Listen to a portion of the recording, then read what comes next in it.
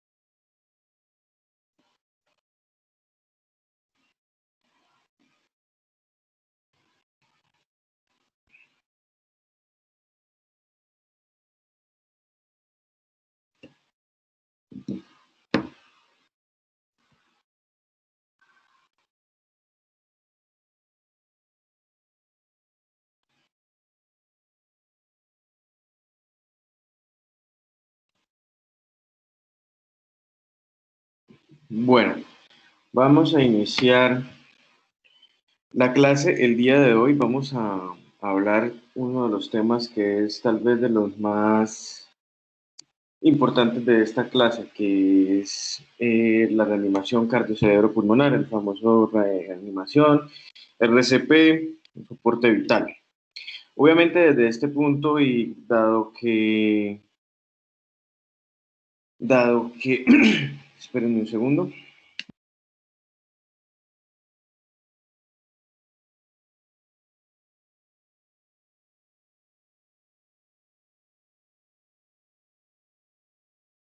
Qué pena. Pues ustedes no tienen los conocimientos requeridos para hacer una reanimación exitosa completa desde el ámbito del punto de vista médico. Se enfocó a hacer una reanimación que es lo básico que cualquier persona debe saber para iniciar el proceso mientras se activa la red de emergencias y llegan personas preparadas. Esto para que ustedes más adelante en semestres superiores, cuando ya tengan unas bases científicas y médicas para poder realizarla, se haga de una forma más secuencial. ¿Por qué lo digo esto? Porque esta reanimación, lo que vamos a ver ahorita es lo que se conoce comúnmente como el BLS, el Basic Support Life o la reanimación básica. La reanimación se divide en dos, una básica y una avanzada. La básica, más o menos a grosso modo, es algo repetitivo y mecánico en donde se hacen las compresiones torácicas, la parte respiratoria, y se determina si hay un desfibrilador externo automático conocido como DEA, se hacen descargas. Ya bien, la avanzada o si esta reanimación es en un centro Profe, hospitalario, ¿sí? usted está compartiendo pantalla, perdón. No, estoy haciéndoles como una introducción. Ah, ok, profe, vale. Entonces, este, la avanzada, eso se lo estoy diciendo porque no lo puse en las diapositivas, no es necesario. De la vivienda no puede abrir una cuenta. Profe, Por favor, pueden apagar los micrófonos. Entonces, el avanzado ya con monitorización y aplicación de medicamentos de acuerdo a la que las ondas electrocardiográficas del monitoreo del paciente nos indique que esté presentando. Tenemos la placa, puede ser eléctrica, mecánica, de diferentes causas. Entonces, con esa información que nos dan los monitores, con ese electrograma que se está viendo en la pantalla, podemos determinar si requiere una descarga, medicamentos o seguir simplemente haciendo compresiones. Eso ya es algo muy avanzado que ustedes van a ver en semestres superiores y que en este momento, si me pongo a explicárselos, los voy a enredar mucho porque necesitan bases de farmacología, de fisiología y de otras cosas que en este momento no las tienen. Entonces vamos a hacerlo simplemente al básico, que es como la parte más mecánica, por así decirlo. Entonces ahora sí les voy a iniciar la pantalla. Profe, buenas tardes. Buenas tardes. Profe, qué pena, es que hay unos compañeros que aún no han podido ingresar a la clase, pero es porque no les aparece activa. No sé por qué será. Entonces, ¿será que usted me podría facilitar el link de la reunión o algún compañero? Es que yo la verdad no sé cómo sacarlo. Compañero, porque yo la verdad nunca he sabido de dónde es que lo sacan ustedes y lo envían en el grupo. Es que creo que le llega. Ya envío yo el este. Ya lo envié. Gracias, chicos. Gracias, profe.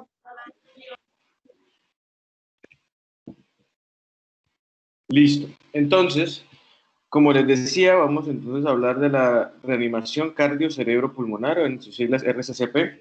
La idea de esto es que en el momento que ustedes están teniendo un episodio de alguien en la calle que tiene una pérdida de la conciencia y no responde, y al ustedes entrar a buscar el pulso o la respiración están ausentes, se debe activar de inmediato este protocolo y este proceso. Esto con el fin de que mientras ustedes están realizando las compresiones se garantice que la sangre circule mecánicamente por su ejercer sobre el pecho a las partes del cuerpo mientras llega personal que pueda completar el proceso que les mencionaba anteriormente. La idea es que esto en muchos lugares, en sitios concurridos, centros comerciales, aeropuertos y demás, contamos con los botiquines que ustedes ven cada cierto tiempo, por ley deben estar aproximadamente a 2 minutos en marcha de distancia. Esto con el fin de que se prevean estas situaciones y se pueda dar un manejo adecuado. ¿Por qué se hizo de esta forma? Eso fue un estudio que se hizo en los aeropuertos principalmente, en donde las personas presentaban paro cardiorrespiratorio y caían. Habían desfibriladores botiquines, pero estaban a unas distancias muy altas que mientras iban a traerlos o estaban simplemente en la enfermería. Entonces, mientras se iba hasta la enfermería, se notificaba y la persona venía, se perdían minutos todavía vitales para esa persona, porque entre más tiempo pase en falta de sangre, de circulación al cerebro, este se va perdiendo gran porcentaje de su funcionabilidad. Entonces, ¿qué es la parada cardiorrespiratoria? Es la interrupción inesperada y potencialmente reversible de respiración y circulación. ¿Por qué hablo potencialmente reversible? Porque no en todos los casos son exitosas. Hay reanimaciones fallidas y pues depende mucho del componente que la está generando.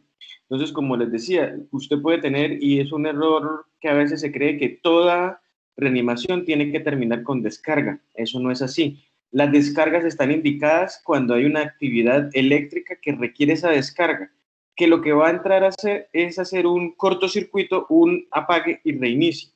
Eso básicamente es lo que hace el desfibrilador. La actividad eléctrica baja por los nervios a la aurícula derecha del corazón y de ahí se distribuye por el haz de His y sus demás ramas. Llega al nódulo AB, perdón, auriculoventricular, y de ahí baja a las fibras eléctricas que se encargan de hacer esa contracción, que es lo que indica al corazón que se contraiga, y falla, empieza a hacer unas ondas arrítmicas o fuera de forma que el corazón no logra movilizar adecuadamente o que lo pone en asincronía. Él tiene una sincronía en donde mientras la mitad se mueve en una condición, la otra mitad está en otra condición. Entonces, esa sincronía hace que empiece a latir cada lado por su cuenta y el flujo sanguíneo es irregular, entonces se pierde porque no está saliendo adecuadamente. Entonces, esos son tipos que son eléctricos que nos pueden generar, que se pueden mejorar con una descarga o en algunas ocasiones con medicamentos que logran hacer ese efecto. Entonces, lo que uno debe hacer mientras tanto, pues es hacer las compresiones para tratar de garantizar mientras se llega a tener el desfibrilador o si se determina con algo que es médica y hay que aplicar el medicamento indicado, se deben hacer esas compresiones. Hay de origen traumático, un golpe directo en el tórax y está generando un sangrado en la capa que recubre el corazón que llama el pericardio. Entonces, esta es mecánica, no lo deja expandir hasta el punto en el que él ya no puede moverse y se para porque no tiene hacia dónde moverse porque está comprimido por la sangre que se está acumulando. En esta es mucho más difícil y pues ya el manejo es netamente quirúrgico. Es muy poco lo que uno realmente pudiera llegar a hacer. Sin embargo, pues se siguen intentando las maniobras de reanimación hasta que es contrario. Entonces, vamos en que esta parada cardíaca nos va a generar Si el corazón para, pues todo lo demás empieza a fallar, porque si no hay un afluente de nutrientes y la sangre, que es nuestra parte mental, está estancada y no está circulando, todos los demás sistemas empiezan a hacer una cascada de falla en donde empiezan a fallar. El siguiente sistema en parar es el respiratorio, obviamente, porque está en constante y en cercanía directa. Son los dos que están trabajando de la mano y se pierde esa función. Entonces, generalmente el uno está asociado al otro. Y muchas veces la ausencia del uno determina el paro del otro. No necesariamente siempre tiene que ser de corazón a pulmón, sino que muchas veces, y se ve mucho, por ejemplo, ahorita en esta pandemia con la parte pulmonar del COVID, cuando el paciente ya, lo que nosotros llamamos se cansa que los músculos que se generan en la inspiración y la expiración no dan abasto y se sobrecargan hasta el punto que ya no tienen energía, paran, y ese paro en la parte respiratoria desencadena que en unos segundos después el corazón también entra en una falla y para. Como ya les decía, tenemos de diferentes tipos: asfixias, traumatismos, isquémica. La isquémica básicamente es otro mecanismo que es básicamente que ya sean trombos de grasa o coágulos como tal, se liberan, viajan por el torrente y se van a incrustar dentro de nuestras arterias coronarias, que son las que nutren el corazón propiamente, porque el corazón, a pesar de que la sangre circula por él no se nutre directamente de él, sino que desde un punto, una de las arterias de la aorta, salen las arterias que nutren como tal al corazón. Entonces esas se tapan y nos generan los infartos, y ese es el origen de los infartos cardíacos. Entonces, si la zona necrosada, o sea, si el trombo es muy, muy pegado a la aorta y la zona del corazón o el tejido cardíaco que se deja de irrigar con esa sangre es muy grande, va a producir una aquinesia, o sea, esa zona se va a morir y se va a dejar de mover. Entonces, nos desencadena también una parada cardíaca, los traumatismos, como ya les expliqué ahorita. La asfixia, porque lo que les estaba explicando, que no tiene que ser solamente del corazón hacia otros órganos, sino que otros órganos afecten y nos produzcan esas paradas. Generalmente, no es el 100% de los casos, pero pues muchas fallas o paradas cardiorrespiratorias ocurren en las casas o en lugares públicos. Entonces, la idea es que ustedes tengan un conocimiento básico de cómo se debe iniciar estas maniobras mientras el equipo de urgencias llega al sitio donde ocurre. Esto generalmente se le llama paros presenciados, tanto extrainstitucional como intramural, en unas urgencias o en una hospitalización. Si usted está con la persona, está hablando con ella, de un momento a otro tiene un síncope, una pérdida del conocimiento y cae, usted lo primero que hace es revisar signos. Si hay signos, pues es un desmayo, un síncope sin ninguna condición peligrosa, en un momento que sí hay que estudiar, pero pues no es relevante, y si ya no tiene signos, de inmediato tienen que iniciar estas maniobras. Entonces, son maniobras sencillas. ¿Qué es la RCCP como tal? Son maniobras sencillas que se encargan de restablecer los movimientos del corazón y la respiración cuando accidentalmente y de forma abrupta ocurren. Esto generalmente debe estar dado por personas entrenadas porque tiene unas características y unas connotaciones especiales, que es lo que vamos a ver y a entender el día de hoy. Entonces, nosotros manejamos básicamente tres cosas fundamentales que se deben ver en estas reanimaciones, y es la apertura y desobstrucción de la vía aérea, porque estamos hablando que puede ser por proceso de obstrucción, una asfixia. En mi práctica una vez ocurrió que llegó un señor en un paro cardíaco, le iniciamos maniobras y en el momento que entramos a colocar el tubo para garantizar la ventilación, oh sorpresa, que con el laringo, que es el aparato con el que se ayuda a uno para correr la lengua y dar el espacio, encontramos en la tráquea, al fondo, en el esófago, perdón, en la laringe, en unión con la tráquea, estaba el puente, la chapa, la dentadura postiza, se la había pasado y lo estaba obstruyendo. En el momento pedimos las pinzas que tenemos ahí para estos casos, se retiró, de inmediatamente se recuperó la respiración espontánea y el paciente, como le estábamos haciendo maniobras, se reinició todo el proceso, respiró y salió inmediatamente del paro. Tanto es que en ese momento no tuvimos ni que intubarlo ni nada, sino que resolvió y salió normal, porque pues no era una patología de base. Entonces, por la importancia de hacer una revisión de la cavidad. y apertura de la vía aérea. Segundo, garantizar la ventilación, la correcta entrada de oxígeno hasta los pulmones de esa persona, ya teniendo claro que no hay objetos o algo que esté obstruyendo la vía aérea. Y tercero, los masajes cardíacos, que es lo que uno siempre ve en los programas. Entonces, más o menos este es el paso a paso, o lo que en medicina se llama el ABC de este proceso que vamos a ver a continuación. Entonces, lo primero que uno hace es comprobar el estado de la conciencia y pedir ayuda. Usted está con una persona, o usted, digamos, vamos a poner el ejemplo de que estábamos en un centro comercial y adelante suyo va un señor mayor de 70 años y se desploma delante suyo. Entonces, lo primero que usted debe hacer es acercarse, hablarle a la persona y moverlo, tratar de moverlo tocando el hombro o el pecho, como para que reaccione como cuando uno intenta despertar a alguien. Si no hay respuesta, uno puede hacer algo más, entonces es tratar de pellizcarlo, o generar un estímulo doloroso para ver si hay respuesta. Por más de que haya inconsciencia, recuerden cuando hablábamos del Glasgow, que uno hace estímulos dolorosos y a pesar de que haya un daño arriba, esos son reflejos reflejos primitivos, y esto, así usted esté inconsciente lo que tenga, se va a presentar en la persona. A diferencia de en este proceso sí no vamos a tener una respuesta afectiva. Entonces, ya determinamos de que no hay eso, vamos a mirar que hay que iniciar el proceso. Se indica generalmente en todos los lados, lo llaman un código azul, que es el código más o menos internacional para decir que estamos en una parada cardiorrespiratoria. Algunos centros de esos los tienen con nombres de animales o con algunos nombres claves específicos, y de inmediato se debe hacer una llamada a la línea de emergencias, en este caso en nuestro país, el 123. Entonces, ya después de eso vamos a entrar a mirar qué hay, la vía aérea, cómo está, si aún está respirando o si no está respirando. Vamos entonces a iniciar abrir y preparar la vía aérea. Entonces vamos a hacer una maniobra de hiperextensión, que es esta primera que se ve acá, es esta de acá. Entonces, la idea es una mano sobre la frente, la otra sobre el mentón, la mano de la frente llevarla hacia atrás y el mentón hacia arriba.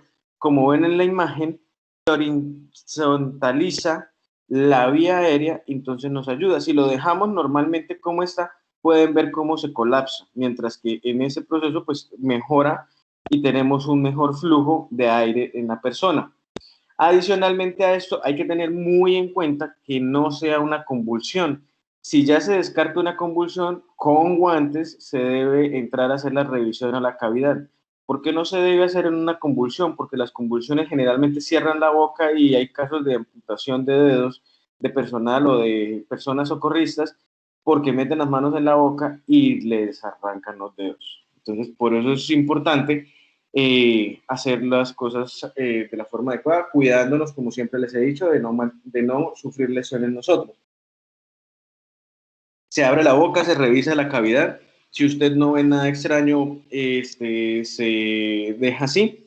Si ve que la persona o los familiares refieren que tiene prótesis dental, lo que se debe hacer es retirarla de inmediato antes de que se vaya a aflojar, se nos vaya hacia atrás y nos empeore el cuadro.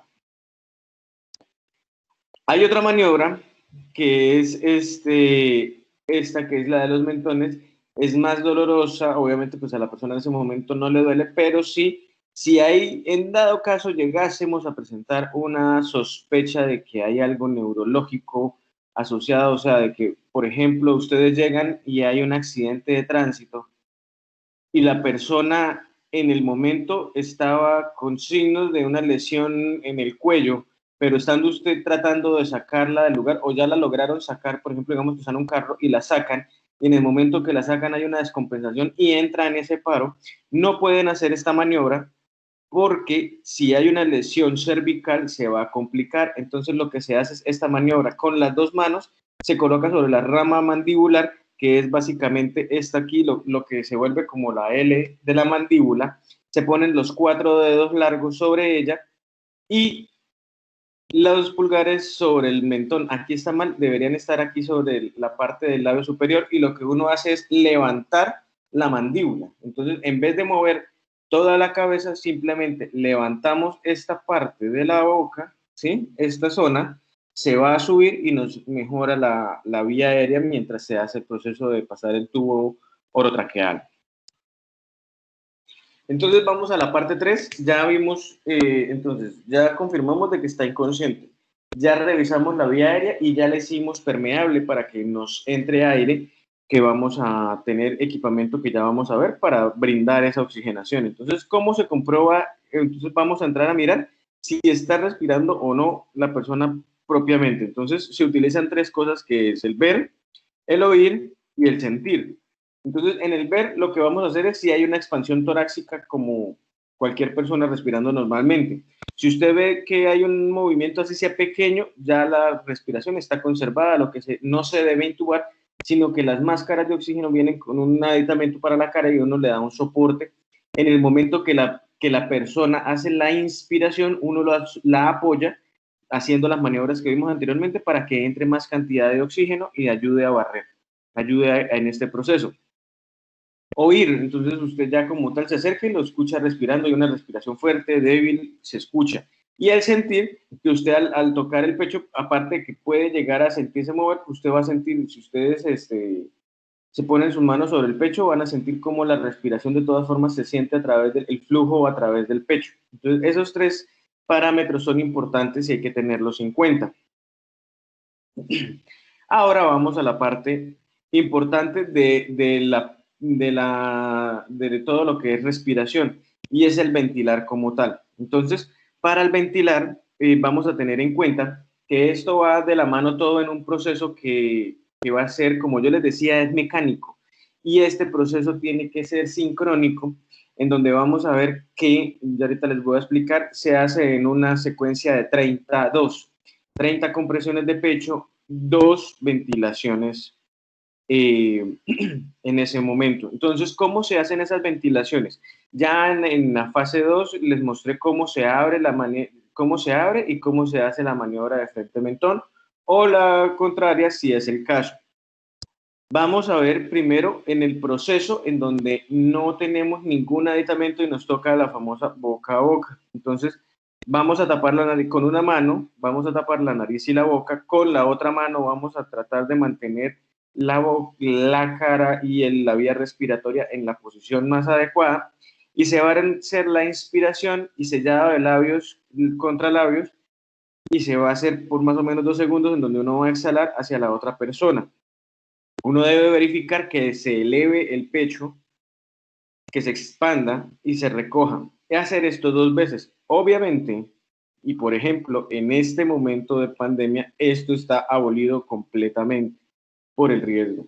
Y en sí ya viene abolido y ya viene mucho riesgo por todas las enfermedades y todo lo adicional. Además, no sabe uno en qué condiciones fue la que desencadenó, si es una infección pulmonar o algo así. Hay aditamentos que se encargan en este momento de hacernos este proceso más seguro y menos riesgoso. Entonces tenemos este primero, que son las máscaras de ventilación boca a boca. Como lo ven, esto es básicamente un plástico y esto es una válvula. Entonces, como ven en las imágenes, nuevamente explican. 1, colocar la posición. 2, se coloca la válvula esta, el sistema de respiración boca a boca. Entonces, este plástico se coloca sobre la cara de la persona, dejando la parte inferior de la válvula dentro de la boca de la otra persona. Y ahí sí vamos a hacer la inspiración, vamos a soplar por dentro de esta zona de la válvula, y esta nos garantiza, 1, que el aire va a fluir solo en esta dirección, y lo que sale va a salir por los lados de abajo del plástico, entonces no nos va a dar directamente a la cara. ¿Sí? Aquí están con 2 maniquís. Este es el otro aditamento que les decía, que se puede acoplar a lo que se llama el ambú. Entonces se coloca y se posiciona sobre la cara. Esta parte triangular va sobre la nariz. Estos son los filtros que se colocan en esta zona y van acoplados sobre el ambú, y vamos haciendo la ventilación. Entonces el ambú tiene unas como válvula, como una reservorio que uno aprieta y pasa. O bien, como está aquí en la imagen, viene con este aditamento adicional, que es un poco más de lo que se ve aquí en este lado, en donde nuevamente podemos hacer el soplar, y como ven queda el cierre hermético. Entonces soplamos, el aire va a entrar solo en esta dirección, en el momento que salga no se va a devolver por el tubo, entonces nos garantiza una seguridad hacia nosotros. Ahora sí vamos a entrar a mirar la parte de la circulación. Hasta el momento, ¿alguna pregunta? Sí, profe, yo le quería preguntar algo, disculpe para confirmar. Entonces, la parte 4 la que acabo de explicar, la de ventilar.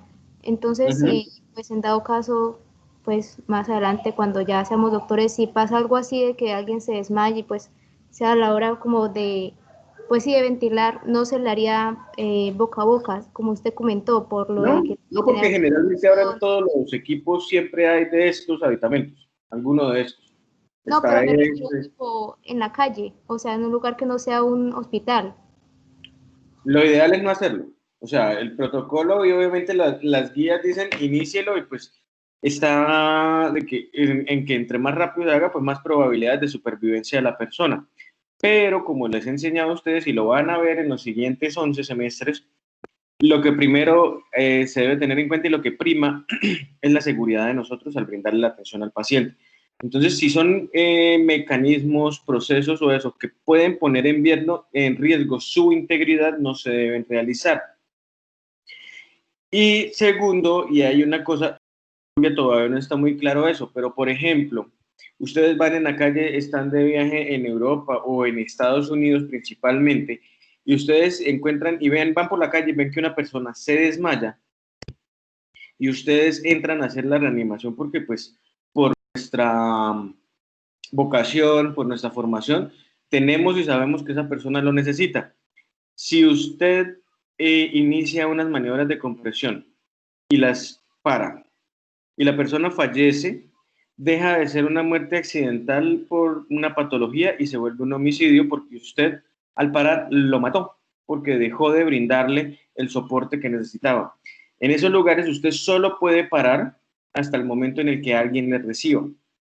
Entonces eso es algo que hay que tener muy en cuenta y por eso ustedes en algunos casos ven que no hacen nada hasta que lleguen los servicios de urgencias, porque son personas enfermas y les puedo decir que una reanimación es algo bastante desgastante física y psicológicamente. Entonces las compresiones son bastante exigentes, son más o menos 100 por minuto, entonces requiere de una actividad física de estrés rápido muy grande que genera mucha sobrecarga y mucha descarga sobre la parte dorsal y lumbar. Entonces la persona queda muy maltratada y si usted al estar 2, 3 minutos y nadie más lo ayuda se cansa, tiene que seguir. Entonces lo ideal es que ya en su práctica, pues yo la verdad llevo 7 años y medio y al momento nunca he presenciado a uno en la calle. Sí he tenido otras situaciones, pero no una parada cardiorrespiratoria como tal en la calle. Y en el momento que ocurran, pues uno generalmente lo que va a hacer es, si es en un centro comercial eso, debe pedir el botiquín para pedir los elementos que están en él y ahí sí iniciar el proceso. Ah, ok, listo, profe, gracias. ¿Alguna otra pregunta? Profe, una pregunta. En la posición que usted dice que se basa el mentón hacia, o sea, se eleva y eso, si una persona tiene traqueotomía, creo que se llama, ¿se puede hacer o no? Si tiene una traqueostomía, ya lo que usted tiene que hacer es entrar directamente a ventilar por la traqueostomía, porque ya tiene un tubo que va directamente a la tráquea, o sea, tiene la vía aérea teóricamente asegurada. Ah, vale, profe, gracias. Entonces ahí ya va ganado, porque tiene una de las dos partes ya lista. Profe, yo tengo una pregunta. ¿Sí? ¿Qué diferencia hay entre el ABC con el CAB? ¿Qué diferencia hay? Ahorita les voy a explicar porque esos son cambios que se hicieron en las guías AHA del 2015, que son los que dictan la AHA de la American Heart Association, la Asociación Americana del Corazón. Ellos son los que se inventaron la reanimación cardiocerebropulmonar y cada aproximadamente 5 años sacan sus nuevas guías en donde restablecen y dicen, decíamos que era así, hay que cambiar esto, se vio que este medicamento es mejor o estas maniobras son así. Y a través de los años se han ido haciendo cambios. Entonces, les estoy enseñando el ABC y ahora, más adelante, como en unas 10 diapositivas, les voy a explicar qué cambios hicieron ellos hacia el 2010 Y lo que estamos esperando para ahorita 2020, que se supone este año, pues por pandemia no se han sacado las nuevas guías. Ah, ok, profe, gracias. Bueno, pues.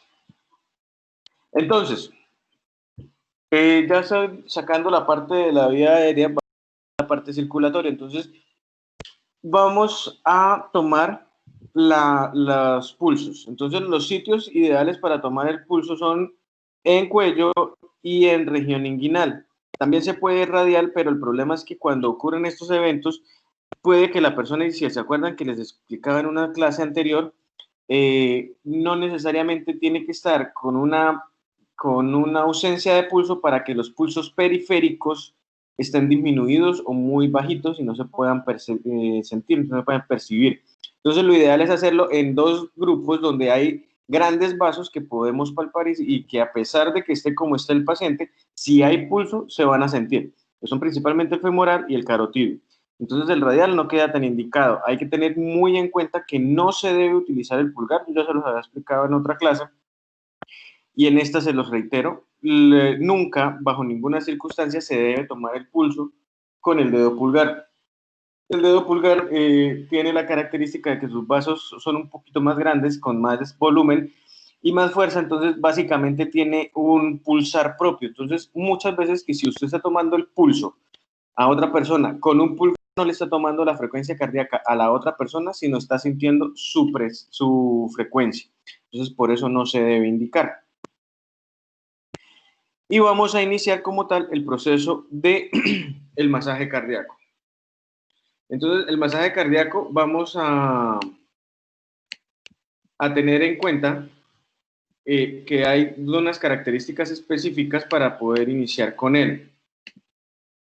Entonces, vamos a tener que contar aproximadamente sobre el quinto o sexto espacio intercostal. Entonces, la primera costilla básicamente está asociada a la clavícula y de ahí vamos a contar. Ese es el primer espacio, segundo, tercero, cuarto, quinto y sexto.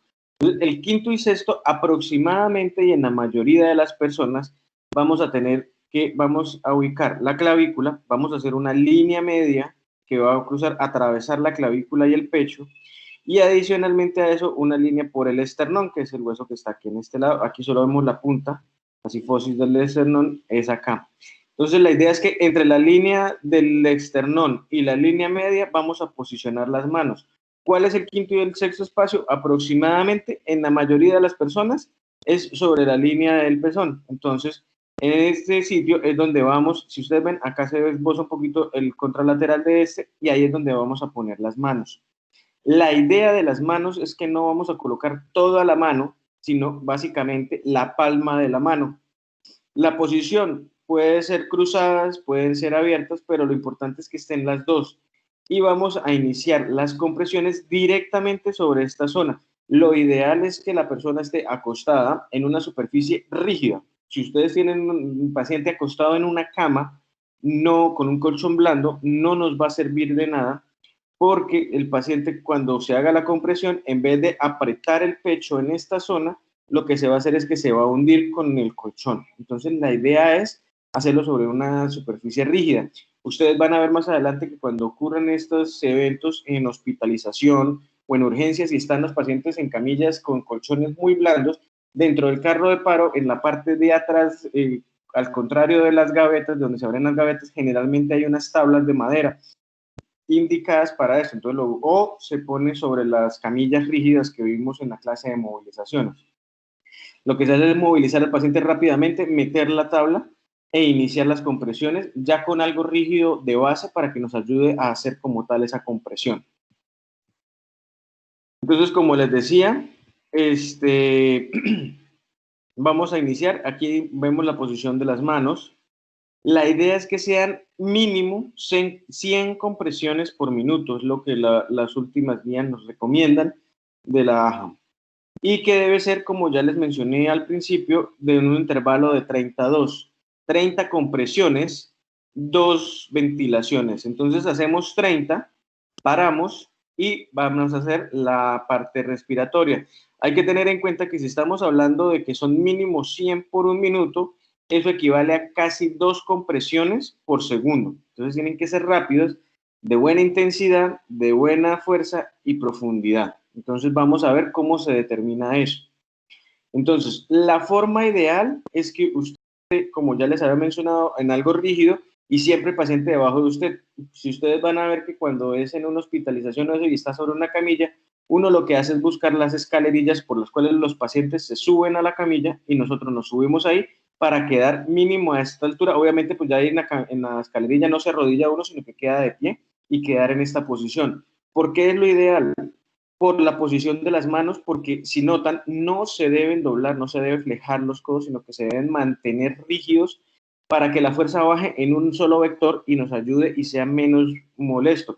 Si usted empieza a hacerlo y empieza a doblar los codos, primero le va a generar mucho dolor y no se está haciendo una maniobra efectiva, lo único que está haciendo es desgastándose usted en el procedimiento.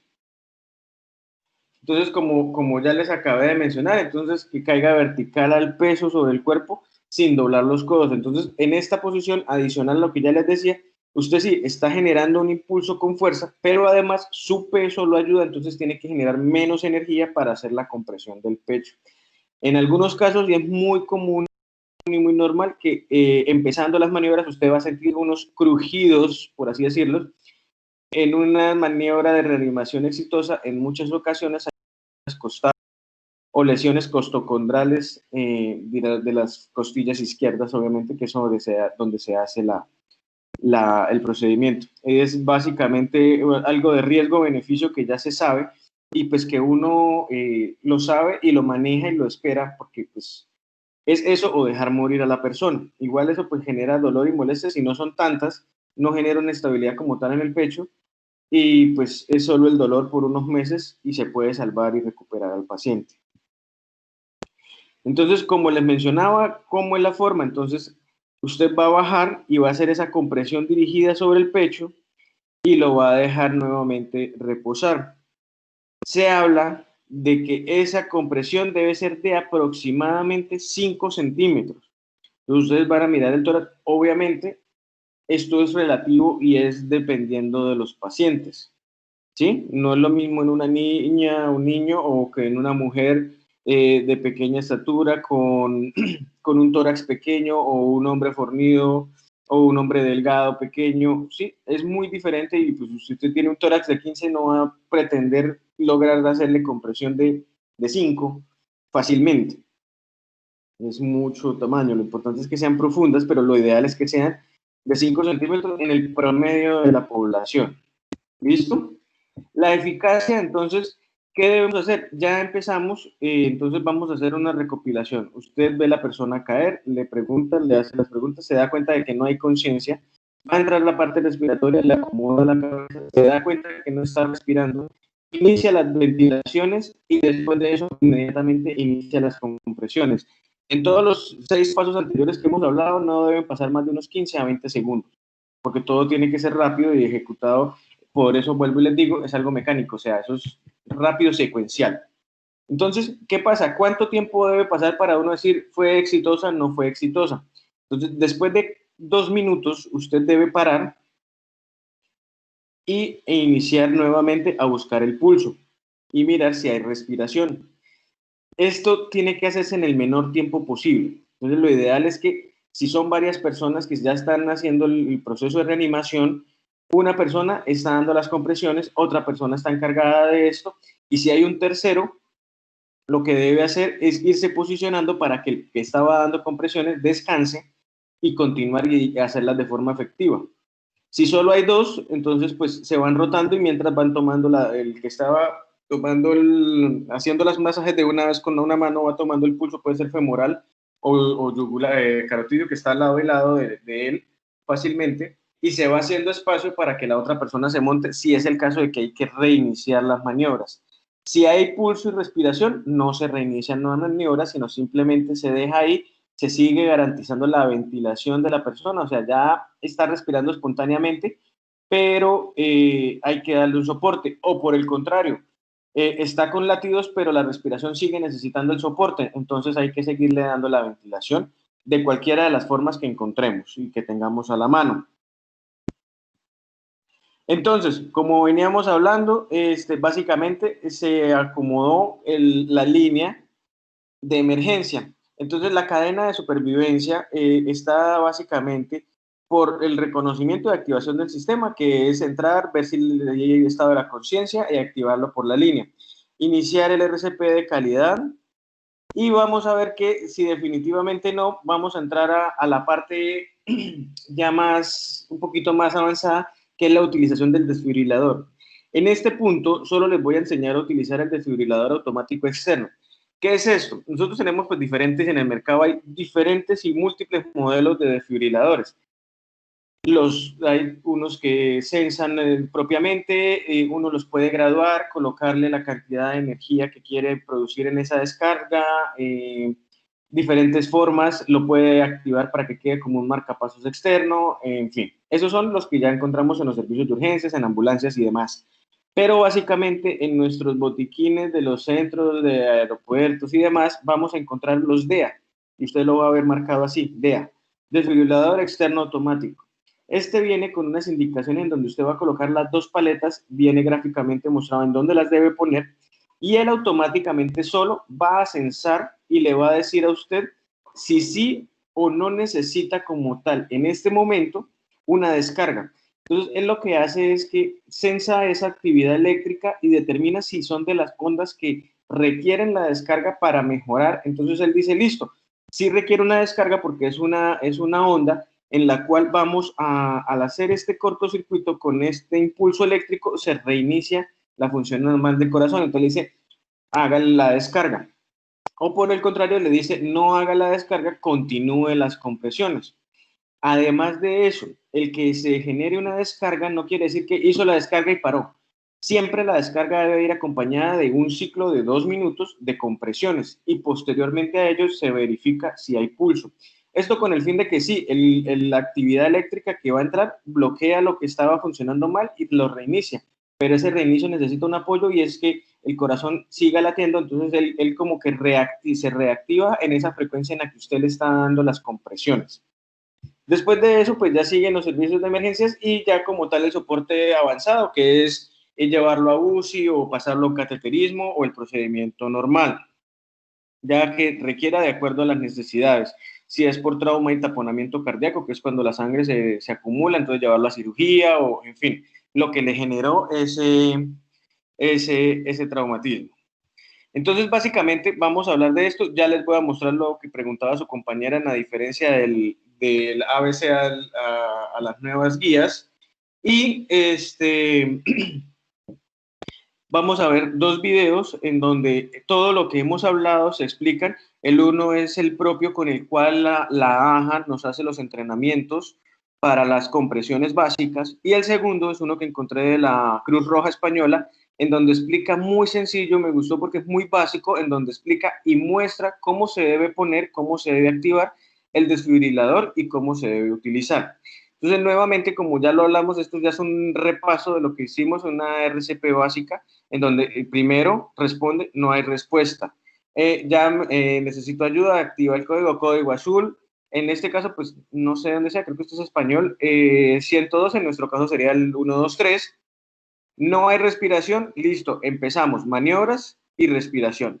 Nuevamente lo que les decía, esto ya no es lo ideal es colocar algún sistema que nos permita que no haya un cambio directo de aire. Entonces, lo que decíamos hace un momento, como se los estructuré inicialmente y ellos hasta el año 2015 iniciaban con las maniobras, con todo el proceso en el que era el ABC, apertura de la vía aérea, respiración y compresiones. Con las guías del 2015, de julio del 2015, ellos dijeron no. Notamos que a pesar de que las diferencias son unos 10 o 15 segundos, son segundos de oro. Entonces, lo primero que se debe hacer es iniciar compresiones antes que ventilación. Obviamente, si no se observa ventilación. Entonces, se hizo ese cambio en donde dijeron no, lo primero que se va a hacer es las compresiones. Y mientras tanto, entonces, se adicionó y fue donde empezó a funcionar el desfibrilador. Entonces, usted llega y dice, listo, el paciente no responde, está jadeante, está en paro. Hay que iniciar compresiones. Necesito un código azul. necesito el desfibrilador. Lo que pasa es que en los servicios de urgencia ya en el momento que usted dice código azul, ya se viene uno con todo lo que se llama el equipo de carro de paro, que es un carro especializado con gavetas en donde hay todos los medicamentos, encima está el desfibrilador, atrás está la tabla y tiene todo lo que se requiere para hacer una reanimación exitosa. Entonces se inician las compresiones, se hace la parte ventilatoria, si no hay respuesta, entonces entramos a ver si es un ritmo desfibrilable.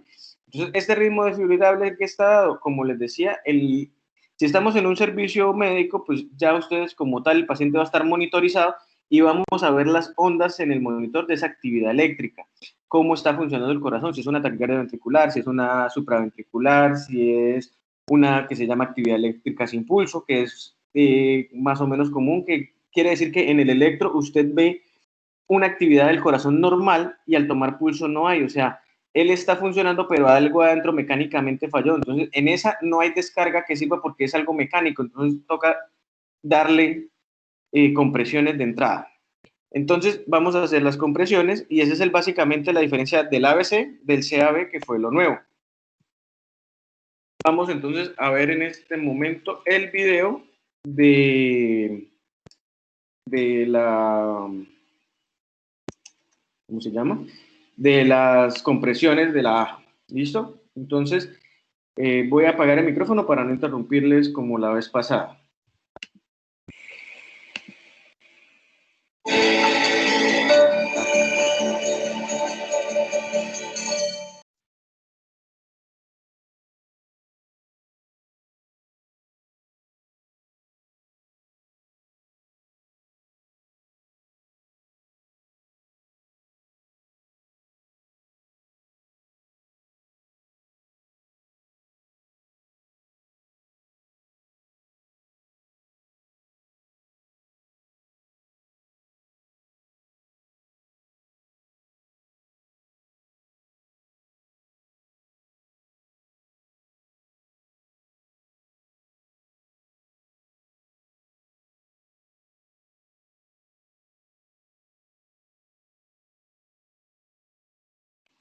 Listo, espérenme a ver por qué no les estaba saliendo, por eso les pregunté, porque creo que no estaba saliendo adecuadamente. Vamos a darle acá. Acá.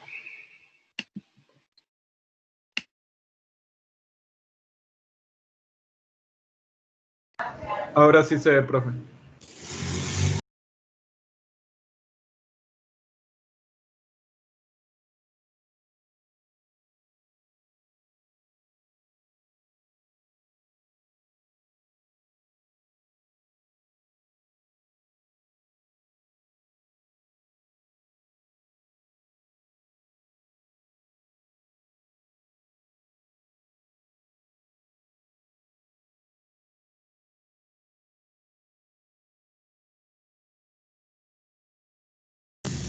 Profe, se paró el video.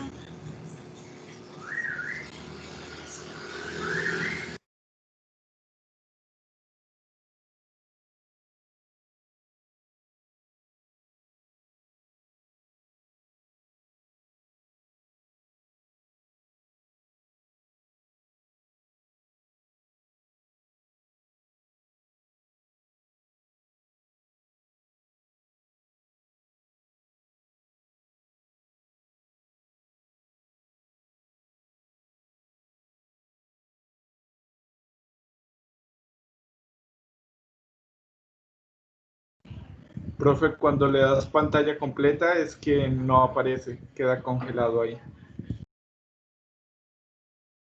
Sí, eso estoy viendo. Me toca dejárselos en tamaño pequeño porque no me deja y lo dejé en la pantalla para compartirlo así y tampoco me deja. Entonces lo voy a dejar ahí y les voy a agrandar el tamaño del zoom de la pantalla para que quede casi completo. Vale, profe. Ahora sí.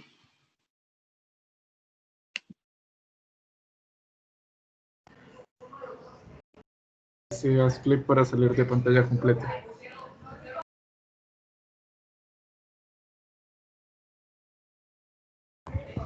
Ya, profe, ahora sí se ve.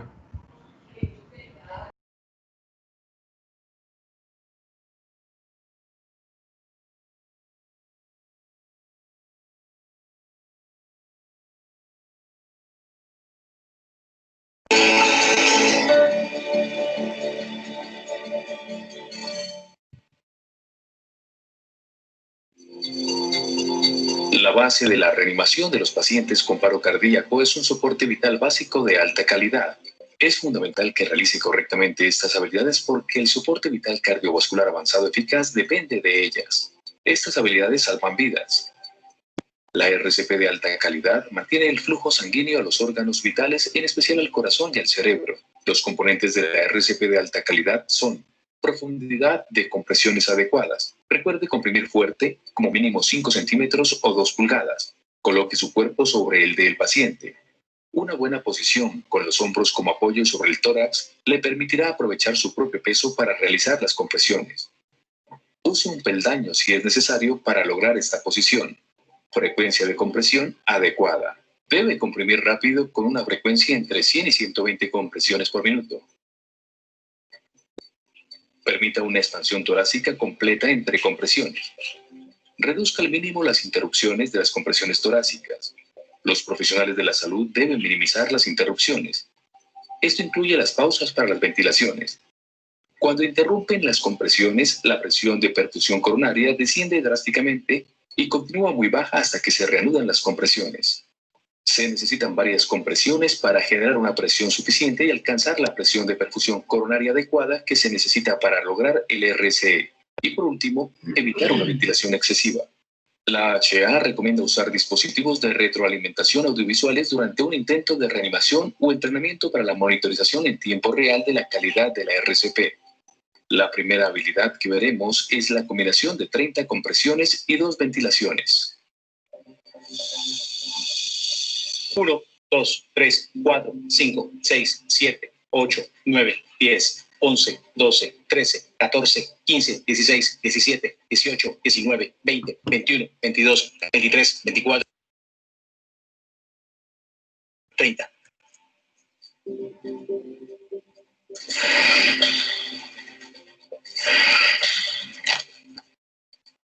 1, 2, 3, 4, 5, 6, 7, 8, 9, 10, 11, 12, 13, 14, 15, 16, 17, 18, 19, 20, 21, 22, 23, 24. Bueno, entonces ahí, hasta el momento, como ven el ritmo en el que él está llevando en los entrenamientos. Propiamente hay veces que dicen que hay algunas canciones, lo que pasa es que en ese momento no recordé cuáles eran, con música para uno tratar de llevar el ritmo de la música. Espérenme, sigan viendo el video. Aló, hola, doctor Ríos. 25, 26, 27, 28, 29.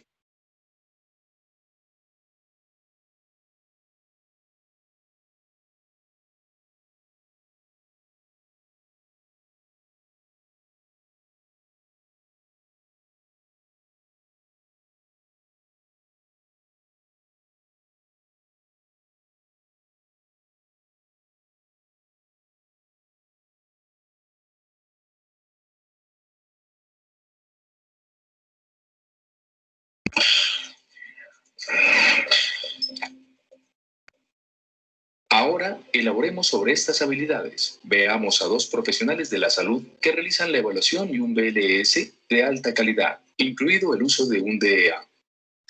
Como les decía, ahí lo importante era, como ustedes veían, lo que les decía, las escalerillas para subir al paciente y quedar en una posición alta, elevada, el ritmo y las ventilaciones. Si ven, cuando está uno solo, el ritmo es un poco más lento porque usted tiene que bajarse, tomar el aparato con el aditamento con el cual va a generar la ventilación, volver a subir. Entonces, obviamente se pone un poco más dispendiosa la cuestión. Si ya están en un punto extrahospitalario, de pronto es un poco más rápido porque va a tener a la persona en el suelo, usted va a estar arrodillado, genera cierta libertad de movimiento más fácil que estar así en todo este proceso.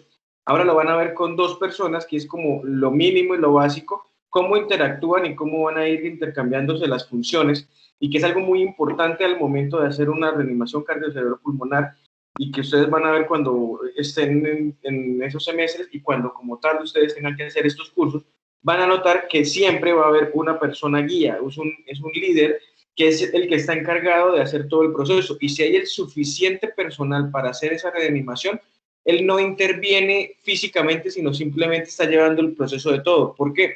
Porque hay que llevar los tiempos, hay que llevar las compresiones, hay que estar pensando ya en los medicamentos, estar evaluando las ondas eléctricas para determinar si hay que hacer una desfibrilación o si hay que colocar un medicamento y continuar con el proceso. Entonces, básicamente, este es el proceso, pero vamos a ver en este momento cómo sería con 2 personas y, por ejemplo, si ustedes ya están entrenados, obviamente, pues esto no es un entrenamiento como tal, pero pues es una guía. Si en el momento que llega a ser, ustedes lo tienen clara, pueden a una persona sin experiencia explicarle, ustedes haciendo la posición de la vía aérea y los ponen a hacer la ventilación, que básicamente es como lo más sencillo, en donde les pueden indicar qué deben hacer, no tienen que estar haciendo todo este intercambio de situaciones. La cena es segura.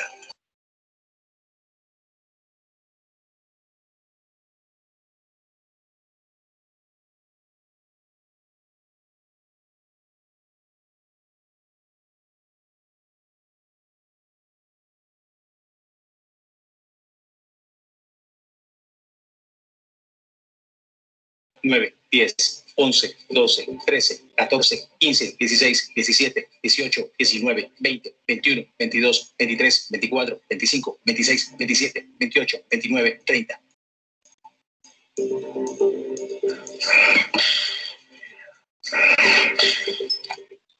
Sí notaron cómo él, al hacer la ventilación, está mirando hacia el pecho. Esa es la idea, porque en muchas ocasiones, si hay algo obstruyendo la vía, usted cree que está ventilando y no se fija en el pecho y se da cuenta que no está entrando el oxígeno a la cavidad. Entonces no es una reanimación exitosa porque no le estamos garantizando las cosas al paciente.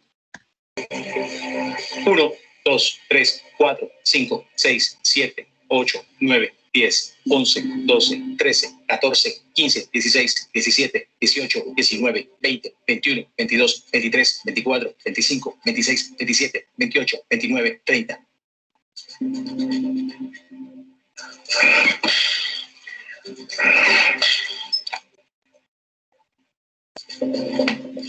Coloque los parches sobre el pecho desnudo del paciente. 4, 5, 6, 7, 8, Enchufe el 9, conector 10, de los parches. 11, 12, 13, 14, 15. Entonces miren cómo la primera persona hizo un ciclo, mientras la segunda estaba en el momento que se activó, fue a traer el desfibrilador y los equipos adicionales que se requerían.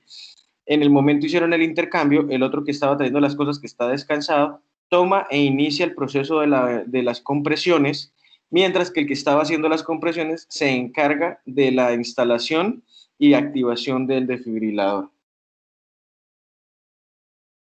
16, 17, Analizando 18, ritmo 19. cardíaco. No toca el paciente. Entonces, aquí es importante, porque debe parar las compresiones, porque si usted sigue haciendo las compresiones, eso va a generar un movimiento y él va a censar las compresiones que usted le está generando, y no solamente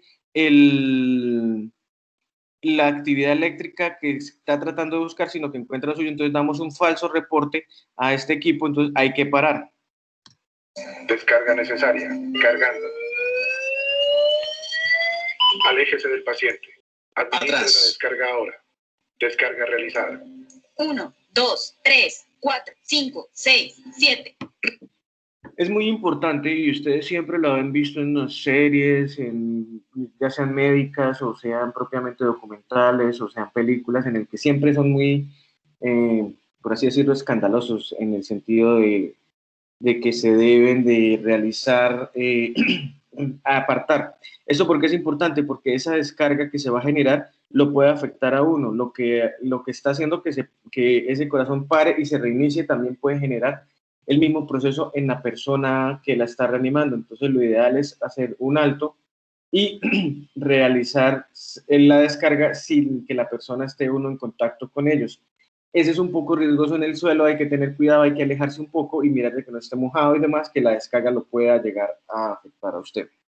Es una RCP de calidad con una profundidad mínima de 5 centímetros o 2 pulgadas y una frecuencia de entre 100 y 120 compresiones por minuto, permitiendo una expansión torácica completa. Minimice las interrupciones entre compresiones y evite la ventilación excesiva. Otras medidas como cambiar de reanimador cada 2 minutos o antes si están cansados y el uso de dispositivos de retroalimentación para mejorar la calidad de la RCP en tiempo real aumentarán las posibilidades de supervivencia del paciente.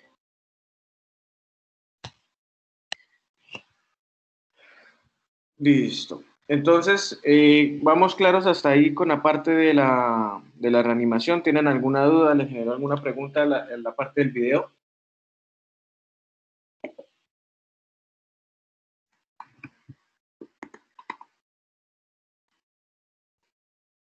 Listo. Entonces vamos a continuar hablando con la parte del desfibrilador como tal. Entonces, tenemos el desfibrilador automático externo. Generalmente hay en muchas presentaciones. Lo básicamente importante, y van a encontrar que eso es básicamente como los celulares, hay infinidad, y básicamente todos ofrecen lo mismo. Es una parte que es el componente central, que va a tener el botón de encendido y el botón de generar la descarga. Va a tener su altavoz por donde va a informarnos si se debe o no se debe hacer, y como en eso ya es variante, puede decir si no debe tocar al paciente, está analizando, no haga compresiones y demás. Y están las paletas, que son estas, que son del mismo material, similar al de los electrodos, que tienen una parte de goma y una parte metálica en el centro, que se encargan de las descargas, y ellas mismas le van a mostrar, siempre vienen con estos algoritmos o con estas representaciones, en donde nos indica en qué parte del cuerpo se deben colocar. Siempre se debe colocar básicamente una en el costado, en la línea axilar izquierda, y la otra sobre la línea media o aquí hacia la derecha, en esta posición más o menos donde está el puntero, para que la electricidad viaje de una a otra y nos genere la descarga de la forma más adecuada. Entonces el proceso, como ya vieron en el video, y pues básicamente se los voy a repetir, es encenderlo, posicionar las palas, que es lo que les acabo de explicar, y hay que esperar un análisis. Entonces, como vieron en el video, hay que parar, y como ya les explicaba, el por qué se debe de parar, a pesar de que esto genera una demora y pausa en la reanimación, pero pues nos va a indicar si sí es un ritmo que requiere o es desfibrilable o no. Si él lo indica, pues lo que se debe hacer es, como ya les dije, separarse y generar directamente la descarga. Entonces, vamos a mirar en este momento cómo es que se realiza la activación de ese desfibrilador. Esperen un segundo, voy a agrandarles acá un poco el video para que les quede mejor.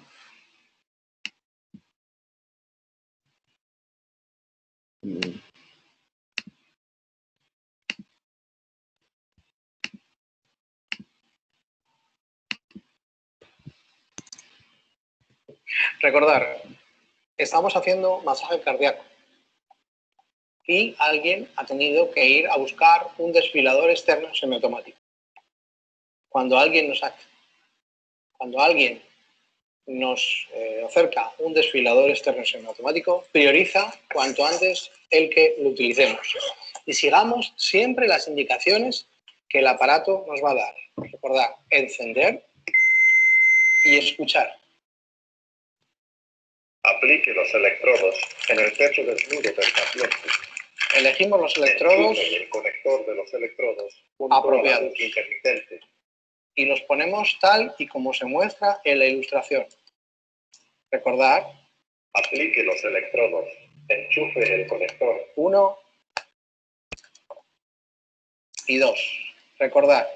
Y enchufamos el conector al aparato. Y seguimos haciendo masaje cardíaco. ¿De acuerdo? Analizando el ritmo cardíaco. Paramos. No toque al paciente. Y esperamos a que nos diga el desfibrilador lo que considere. Se recomienda dar una descarga. Descarga el aparato. Manténgase alejado del paciente. Dé una descarga ahora. Vemos el botón naranja ahora. Que está encendido el botón de descarga. Nos aseguramos de que nadie toca a la víctima, todo el mundo fuera, y nos apartamos todos. Entonces es cuando se dio una descarga. Y seguimos escuchando. Inicie respiración cardiopulmonar. Y seguimos las indicaciones, seguimos masaje cardíaco.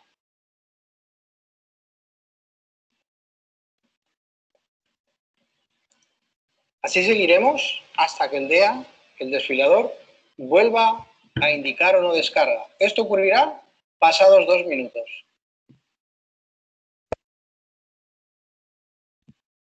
Recordar. Listo, entonces básicamente no es de una complejidad mayor, los están generando de forma muy sencilla. Cada uno de los desfibriladores está indicado y va dando el paso a paso de cómo se debe desarrollar el mismo. Esto con el fin de que sean sencillos y pues la idea es que son elaborados para que personas no entrenadas o personas de no conocimientos en el área de la salud lo puedan activar y lo puedan desarrollar sin ningún tipo de problema. Entonces, básicamente con eso completamos la parte de la reanimación cardio-cerebro-pulmonar. No sé si tengan alguna duda adicional, quieran preguntar algo más.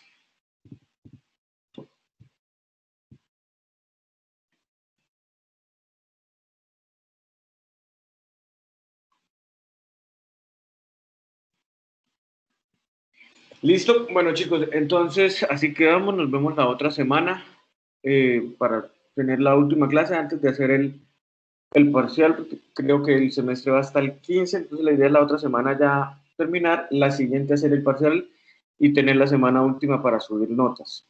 Le envié ya unos correos al doctor Palma, él me hizo la gestión con Plataforma. Plataforma me respondió que estaba activo para montar notas y he entrado 3 veces sin poder hacerlo. Le comenté y le envié las imágenes de los pantallazos de que no me deja y quedamos en que van a hablar directamente con Plataforma. Me pidió las notas, ya les envié los archivos a ellos para ver si las montan ellos o si resuelven cuál es el problema que no me está permitiendo subir las notas o que me den alguna solución para poder montarlas. Profe, ¿Sí? profe, yo tengo una duda. Es que me confundí un poco. Al hacer al momento de hacer las compresiones, deben ser 100 compresiones por minuto. Pero ¿Sí? entonces empezamos con 30, Siempre paramos, son 32. o sea, 2 repeticiones de 30. ¿Cómo ha sido repeticiones de 30? O como así, 32. Es que no es por segundo. Por eso les decía, son los ciclos y el tiempo son cosas diferentes. ¿Sí? Tú tienes que hacer 100 compresiones en un minuto. Entonces, eso más o menos nos indica que deben ser 2 compresiones por segundo. Usted tiene que hacer, para que sea óptima, tiene que hacer esas 100 que sean de buena compresión, o sea, que se comprime y se reduzca los 5 centímetros que estábamos hablando en ese tiempo.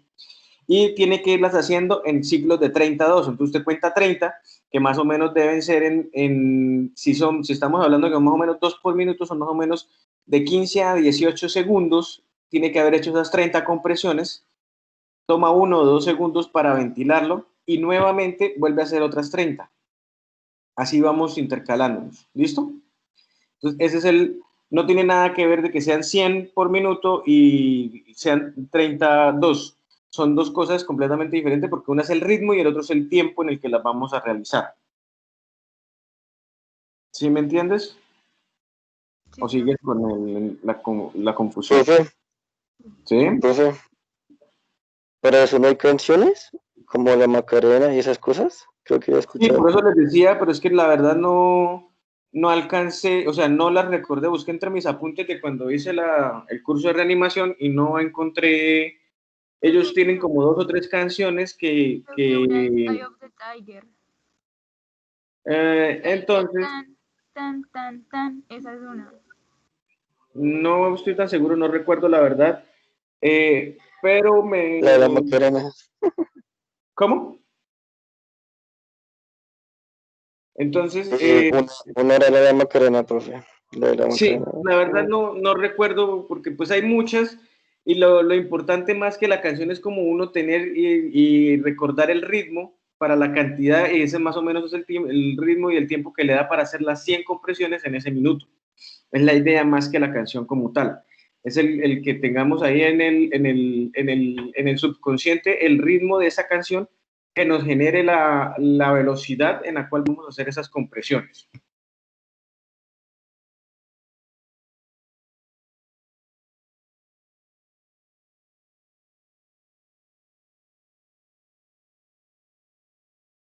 ¿Listo? Listo, profe. Listo. Entonces, lo que les decía, y así vamos para la otra semana. ¿Listo, chicos? Entonces, la otra semana haríamos quiz de este tema y del tema de la semana pasada para sacar la nota de quizzes de este corte y que nos quede nomás pendiente ya parcial. ¿Listo? Profe, qué pena, ¿el parcial sería acumulativo o no? Sí, parcial es acumulativo. Okay.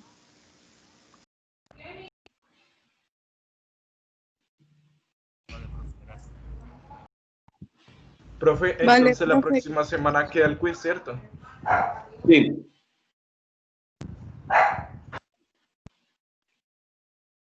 Sí, señor. Entonces, así quedamos, chicos, ¿vale? Vale, profe, muchas gracias. Bueno, Gracias, profe. buen fin de semana. Igualmente.